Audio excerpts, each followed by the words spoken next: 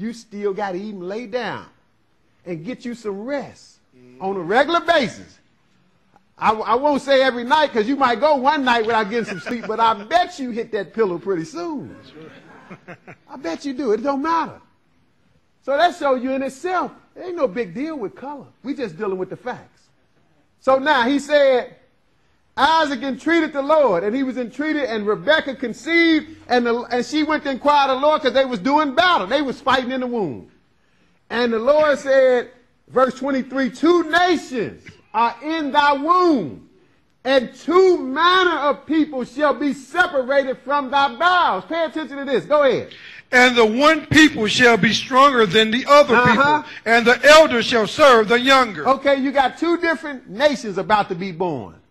And one going to be stronger than the other, and the elder, whoever the oldest is, that's the first one born. We're talking about twins, so it ain't that much bigger time difference. But the first one come out, that's the elder, right? He got to serve the younger. That's the way the Lord got it set. But we're going to find out it wasn't going to be that way all the time until you got to the end. In other words, the elder wasn't going to serve the younger, period, throughout all history. It was going to come a time the elder was going to rise up on them for a while. And that's where we at right now. Because we're going to see the elder is Esau. But go ahead, verse 24.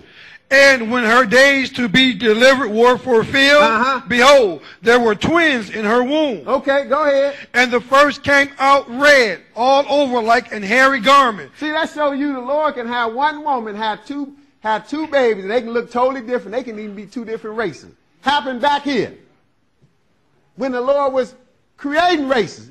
And it can happen to this day. They got records of it happening to this day. But we talking about it was different nationalities being born. So it said, now, it gave you a description of the first. It said the first came out red all over like a hairy garment, right? That's how he looked, red, like a hairy garment. And what they call his name? And they called his name Esau. And they called his name Esau. So he is the elder, right? He's the firstborn. So ultimately, Esau got to serve the next one that's about to come out, right? Ultimately. And that's the way the Lord said it. So you can't even get mad at nobody. This is the way the Lord said. The Lord know what these boys going to be about even before they born, right?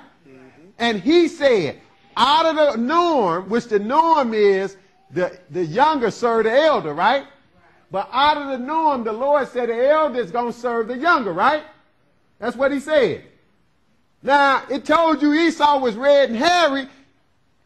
That shows you it's a distinction. Why even describe him as red and hairy and don't say nothing about Jacob unless Jacob looked the norm, black? Because that's the way Jacob looked. Jacob, we know Jacob looked like the Egyptians and the other Hamites because you got all their association right here in the Bible. We saw Moses was in Egypt, had to look like Pharaoh because Pharaoh didn't even know he was a Hebrew in his own house. You know Pharaoh didn't know Moses was a Hebrew because he was killing the Hebrew boys. You think he would have let one live in his house? But since we know the Egyptians come from Ham and they are black, we know Moses was black. We know Joseph was black. See, they was black. There ain't no big deal. It's just a fact. But now, it described Esau as being different, didn't it? It said he came out red and hairy, right? Go ahead, verse 26. And after that came his brother out, and his hand took hold of Esau's heel, and his name was called Jacob. And Isaac was 80 years old when she bare them. Okay, now then come Jacob. Didn't even go into no physical description because the people who was writing it, they knew it wasn't necessary as far as that time go. It wasn't even necessary. They described Esau, and then it said Jacob came out, so he was the younger. And Isaac, it told you he was 60 years old when they were born. But go ahead, 27. And the boys grew, and Esau was a cunning hunter, a man of the field. And Jacob was a plain man dwelling in tents. And Isaac loved Esau because he did eat of his venison. But Rebekah loved Jacob. Okay, now Isaac, this both of their sons. Isaac was a little partial toward Esau, and the mother Rebekah was a little partial toward Jacob. I'm sure they both loved both of them. But still, that's the way it was. Esau went out hunting and brought his father a lot of food. Hey, he liked that. Go ahead. And Jacob saw pottage, and Esau came from the field, and he was faint. And Esau said to Jacob, feed me, I pray thee, with that same red pottage, for I am faint. Therefore was his name called Edom. Oh, now that's another name. You keep that in your mind, because that's prominent throughout the Bible. Another name for Esau is Edom. Matter of fact, that's the name of the land that the Lord allowed Esau to inherit. See, just like the Lord gave Israel land, Jacob's name ain't going to be changed to Israel in the Bible. And they called Jacob's land the land of Israel. God gave him that. That was the promised land. But God also gave Esau land, called the land of Edom. And it's just south of Israel's land. That's important to understand. It's just south of Israel's land. See, all these people lived around each other. So now, Jacob saw some pottage, and Esau was faint, and he wanted some of that pottage. Now, they're going to end up making a deal, but see, the Lord already made the deal. The Lord already told you how it's going to be. He said the elder going to serve the younger. So now that's going to even play itself out with this deal they're going to make. Because technically, Esau is supposed to get everything since he's the oldest. But let's see what happened. Verse 31. And Jacob said, sell me this day thy birthright. Okay, now Esau wanted some pottage. He was real hungry. Obviously, he didn't have a good day hunting that day.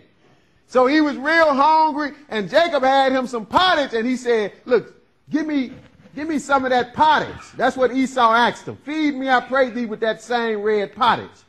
So now Jacob says, sell me this day your birthright. Now, obviously, the birthright must mean something if it's worth buying and selling, right? That's right. Something got to come with it.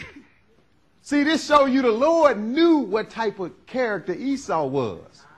And he chose Jacob over Esau before they were even born. The Bible tells you that, don't it? See, he knew what type of character Esau was. So now, let's see. He said, sell me your birthright, verse 32. And Esau said, behold, I am at the point to die. And what profit shall this birthright do to me? See, that seemed a little dramatic. You didn't eat one day, you at the point to die. But anyway, he just wanted some of that food that Jacob had. But nobody is going to make him sell his birthright. He going to do that on his own, which he didn't have to do. But it just shows you how he was. He didn't have to sell his birthright. But he going to sell it because Jacob said, I ain't going to give you none of this pottage unless you sell it. Go ahead. And Jacob said, swear to me this day. Now Jacob going to make him swear. Because see, all this from the Lord, because the Lord already said Jacob, the elder, is going to serve the younger. Jacob is the younger. Go ahead. And he swore unto him, and he sold his birthright unto Jacob. Now he sold his birthright unto Jacob. So therefore, whatever come with the birthright of being the firstborn, Esau don't get it no more, do he? Jacob get it. But go ahead. Then Jacob gave Esau bread and pottage of lentils. So that finalized the deal. He swore and sold him his birthright, and Jacob gave him what he promised to give him, right? Bread and pottage of lentils. Go ahead. And he did eat and drink, and rose up and went his way. Thus Esau despised his birthright. See, Esau despised his birthright. You know what that really means? That means he didn't care about it. It didn't mean nothing to him. See, sometimes you can show the Lord you despise something by neglecting it or not caring about it. You just going to set it on the ground like it don't mean nothing. Then when it show up and it means something, now you all upset, but hey, you didn't care about it at first. You chose something else. How you going to choose some food over your birthright? But that's what he did, right? Now, go into the 27th chapter, 27 and 1. Because now something going to take place. A lot of people say, well, see, Jacob was wrong. He stole Esau's birthright and all. He stole the blessing, I mean. He stole the blessing. And they try to accuse Jacob of this. But I'm here to show you this is all from the Lord. Genesis 27. The Lord already said the elder going to serve the younger. The Lord called the shots before they was born. 27 and 1. Go ahead. And it came to pass that when Isaac was old and his eyes were dim, so that he could not see, he called Esau his eldest son, and said unto him, my son. He said unto him, behold, here am I. Now notice now Isaac is old, his eyes dim, he can't even see good, right? So now he getting ready to do something. And who do he call for? It said he called Esau his what son? Eldest son. His eldest son, because that's the way they did things. They did things in order. They went by the eldest, right? So he called, quite naturally, he called this eldest son, because he is going to give his eldest son everything he got, basically. Go ahead, verse 2. And he said, behold now, I am old. I know not the day of my death. He said, I don't know when I'm going to die. Go ahead. Now therefore take, I pray thee, thy weapons, thy quiver, and thy bow, and go out to the field, and take me some venison, and make me savory meat, such as I love, and bring it to me, that I may eat, that my soul may bless thee before I die. Okay, so now, he told him to go hunting, get something, and bring it back, and bring it to me so I can eat it, and I'm going to bless you before I die. That's what he told him. But now, the reason why he's telling them this, well, he was favored toward Esau a little bit, but Esau was the eldest, right? Mm-hmm. But we already know, which obviously Isaac didn't know, that Esau has sold off being the eldest, didn't he? He sold off the birthright of being the eldest to Jacob, didn't he? So if Esau was going to be right, Esau would say, well, you know, I know I was born first, but, you know, one day I was hungry, and I gave that right to my brother Jacob. So hold on, Dad. I'm getting ready to go get Jacob. He gonna come in here. But that's been too much like right? See, Esau think he can sell it on paper and still have it. What good is his birthright if don't nothing come with it, right? But see, he didn't do that, did he? No. So it's going to make Jacob look like the bad guy, which Jacob didn't even want to do what he about to do here. His mother made him do it because his mother knew what the Lord said too. She the one the Lord told. The elder going to serve the younger, right? So now, but Esau didn't do that. That would have been too much like right. He going to just go along with the program. What verse you at? 5. Go ahead. And Rebekah heard when Isaac spake to Esau his son. And Esau went to the field to hunt for venison and to bring it. Well, the women be listening to everything. So she heard Isaac. She heard Isaac tell Esau to go hunting and bring him something. He going to bless him. And her antenna went up. She said, wait a minute.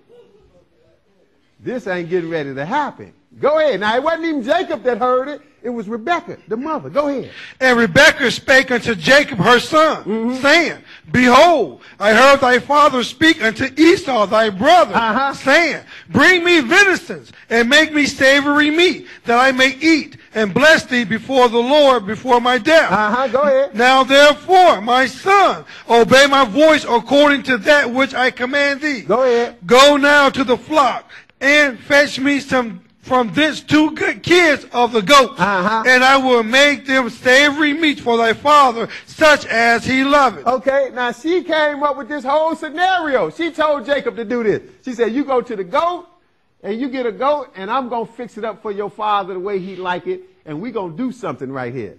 But now notice what Jacob said. Verse 10. And thou shalt bring it to thy father, that he may eat, and that he may bless thee before his death. See, that's what Rebekah said, but Jacob said what at 11? And Jacob said to Rebekah his mother, behold, Esau my brother is a hairy man, and I am a smooth man. My father peradventure will fill me, and I shall seem to him as a deceiver. And I shall bring a curse upon me, and not a blessing. See, now Jacob's supposed to get the blessing. The elder's supposed to serve the younger, but now they're just trying to figure out how he going to get it.